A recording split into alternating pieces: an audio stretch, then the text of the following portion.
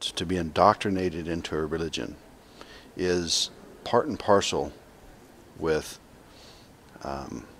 tamping down and denying these natural tendencies that humans have in them to be skeptical and to ask questions and to try to find the truth.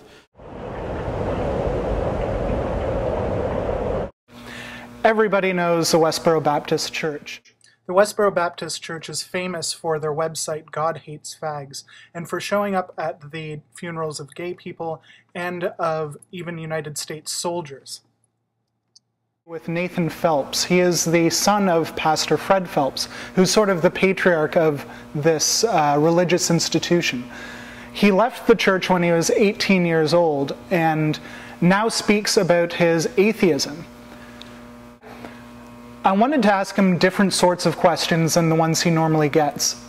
If you've seen any interviews with him, there are some on YouTube, check them out. There are some in print, but most of them focus only on his background and growing up in that community. But that was really only 18 years of his life. And I wanted to explore more of that area of the entire rest of his life and the rest of his intellectual development. And what I found was that he had a lot of insightful things to say about many different topics. I asked him about the nature of religion, the indoctrination of children, all sorts of things, the nature of skepticism itself. I found repeatedly that he had very deep, insightful answers and showed the spirit of someone who was really committed to finding the truth. I think the first question I'd like to ask is, I'm sure a lot of religious people watch this video or see you speak in a lot of different engagements, and their big concern would be that you came from a particularly fundamentalist background, a particularly hard background as well. And I guess, why atheism? Why not a more moderate position on religion? And that's a tough one for me to answer. Let me see if I can tackle this. I heard what my father said, and that was always ringing in my head. And then I went out and heard other interpretations of the Bible.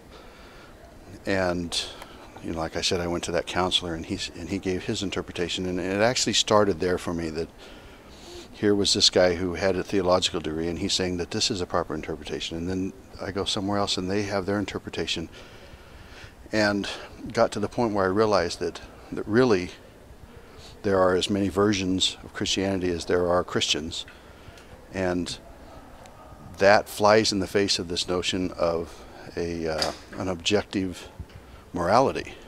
And if that's the case, if everybody has a version of what they think God is or who they think God is, then really there is no merit to the idea that there's someone out there who has a specific set of rules.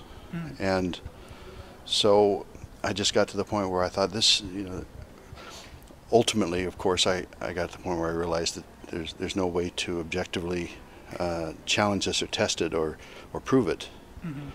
But that was the path I went down.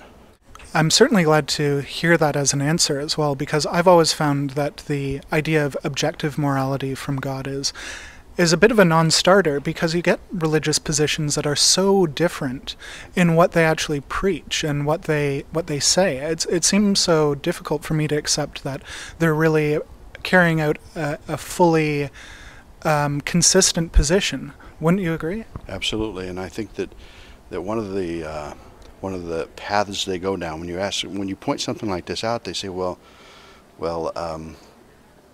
like you point out the fact that the Bible, the actual content of the Bible has changed. How can you say that it's been consistent? And they say, well, you know, God had his hand in that. There's always these kind of catch phrases that, you know, that God has the power to do anything. So I kind of worked that against them. I mean, not deliberately, but I thought, okay, so if God has the power to do this, then he surely has the power to not only present a specific objective morality, but to see to it that his people live by this specific, or at least acknowledge this as a people, this objective morality. He has that capacity. Well, he clearly has the capacity to do other things. Why not you say he has the capacity to do that? And since he doesn't, since that's not there, then it just points more to me as evidence that this is all coming from humans. So Now, in that same spirit of coming out of humanity as well, you and I had spoken a couple of days ago privately about this problem that we all seem to have, that the idea of morality, the idea of value seems so tied up with spirituality. And even using the word spirituality sort of conveys personal meaning, personal value. And we seem to be robbed of a language that can speak about the physical world. Even the word mundane really translates in Latin to of the world. And so there seems to be in our collective psyche sort of a hatred of the world and a want to elevate past it. yes, I agree with that. And I think also that for years I really had a trouble with even defining some of these words, because to me that's a lot of the problem, is that, like, what is spirituality? If someone could tell me what spirituality meant, then perhaps I could then turn around and point to them and say, then why do you need God for that? Because to me spirituality is more about these emotions, these feelings we have of connectedness with others and that kind of thing. That doesn't speak to a God.